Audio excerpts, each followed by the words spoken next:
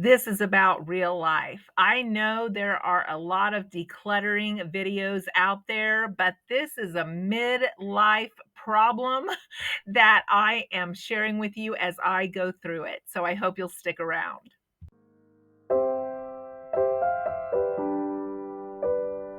I know a lot of the decluttering videos will make it look like you can go through things rather quickly, but when you're in your mid 50s, and if you haven't moved a lot in your life, or if you have had a lot of family members store things at your house, like I have, it can take a long time. I'm going on my fourth year of decluttering, and I've made some huge strides. But it does take time to go through a lot of stuff, especially if you've lost loved ones and ended up with their stuff in the process. So, I'm going to tell you today how I stay motivated on year 4 to keep going. This decluttering journey has brought on so much inner growth to me, and I want to share the 10 ways that I stay motivated to keep going on year 4. Now, I had this urge to make better order of my life, to get things under control where I didn't always have this nagging feeling that I had things to do, that I had a list to do that I couldn't get to, that I never had enough time to do the things that I needed to get done, and that it was just a constant losing battle of just trying to keep up, like the dishes, the laundry, sweeping the floors, and doing the cooking. And I wanted to get some order back into my life. And that is where this decluttering journey began. Then I ended up with some things that belonged to, like, my aunt, my brother in the nursing home, a couple of parents that passed away. And I thought, oh my gosh, I don't want to do this to my kids. I don't want to leave them stuff that they have to go through and they have to make decisions about, and that they have to then move into their home or throw into a trash can that they have to deal with. It is just too much. That is where this Swedish death cleaning concept comes from, is to not burden our future generations and our kids with the stuff that we could deal with now and dispose of now or make decisions about now. So that's my number one motivator, is to diminish as much as I can while I have the physical ability to do so, to get it out of here. There's a lot of lifting, bending, and there's so many decisions to make, and a lot of them are hard decisions. But as the years go by, when I've been decluttering, the decisions have gotten easier. Things are easier to part with. Things are not as important as I once thought that they were. And the importance of having the space and the order back into my life becomes priority. The second reason is embarrassment. The embarrassment of having things that someone might have to go through. And getting rid of that stuff actually builds self confidence into knowing that I won't have to have somebody go through a bunch of boxes of stuff that I don't even remember what's in there. Is there embarrassing stuff in there? Is there stuff that was for my eyes only? And by going through some of this, it is very, very reassuring. If I run across, say, a diary or something like that, that I thought was for my eyes only, I can dispose of that now and not leave that for someone else to find. The third motivator is peace of mind. The more stuff that I get out of here and get out of my house and out of my storage makes me sleep better, makes me feel like a burden has been lifted off of my shoulders. I never realized how much pressure having this stuff actually put on me. It was like an invisible weight on my back. I always knew it was there. I always knew I needed to deal with it. And yet I would just ignore it. And if I did have time to go through it, I would maybe start, get discouraged, and stop. Now I get started and I get in deep digging in this stuff, and I get more motivated as I make decisions about each item and continue to see how many things I've cleared out. It actually improves my mood to get rid of things that I've held on to too long. The fourth reason is to have more time in my life. I have had so much time sucked away in the last 4 years of trying to go through things that I shouldn't have kept to begin with.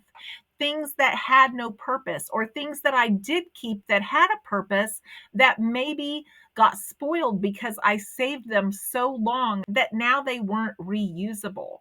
So, more time at the end of this journey has been a huge motivator for me. If I cut out all of the decluttering hours that I do, I would have a lot more time. And as productive as I have been at getting rid of these things, I could turn that productivity into some other area of my life. The fifth reason that motivates me is that my home functions better with everything that I reorganize and everything that I sort and everything that I get out of here that just causes chaos into me finding things that I need. Over the last few years, I have found so much Scotch tape. I must have bought it every single holiday so that I didn't run out. I haven't had to buy Scotch tape in about 3 years because I had so much Scotch tape stuck back. The same with ink pens. It seemed like at a time, every time you turned around and you grabbed a pen, it didn't work.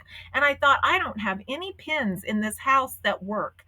Now I sorted all of those out. I have a huge container of pens that work. I got rid of all of those ones that would make me think I had a pen and then they didn't work.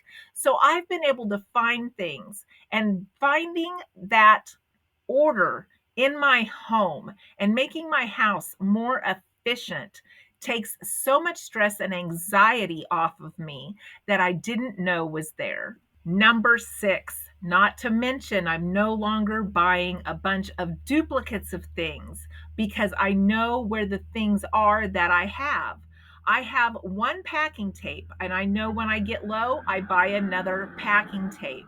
I had found extra packing tapes when I didn't think I had any. And again, every time I needed to mail a package, I thought, I don't have packing tape, or I don't know where it's at. So I would buy another. This has saved me a bunch of money in the long run because now I know what I have.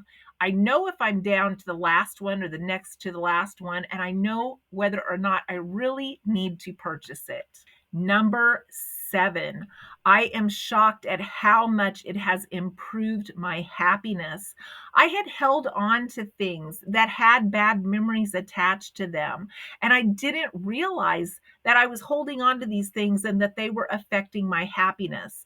And just by letting go of some things that had bad memories attached to them, or letting go of some broken things that I had no way to repair, and maybe I regretted that they were broken, has improved my happiness because I'm not seeing them and they're not reminding me of those bad situations. And then number eight, it plays into my frugal side. You might think getting rid of stuff is not frugal, but I'm able to use stuff up that I've been storing, or use stuff up that I forgot I had or I didn't know where it was. So finding these things and saving money and actually being able to use something up to get it out of my house that way plays into my frugal side, and it makes me feel really good that I've used it to the last bit of its ability. Number nine, I have visualized the end result. And by visualizing the end result keeps me motivated because I know what I want each room to look like. I know what I want to keep. I look at my favorite things, I display my favorite things, and I get rid of the rest. And then number 10 is just a snowball of all of the things that it has done for me personally. And I have a list here, so I don't want to forget any of them. It has built my self-confidence. I know people can drop by now, and I'm not embarrassed to let them in the door at any time my house is ready for visitors. Number 2, it's improved my creativity by finding things that I could use in a different way and I could save money, or I could make use of something that maybe I'd held on to, and now I can actually make use of this. Number three, it helps reduce allergies by getting rid of stuff that you're not using and it's just sitting there drawing dust. Number four, it's improved my concentration. I'm not as flighty thinking, I need to do this, I need to do that, I don't have time to do this, what do I do next? It has improved my concentration by not having so many distractions. And the final biggest reason is it has helped me decide what to keep.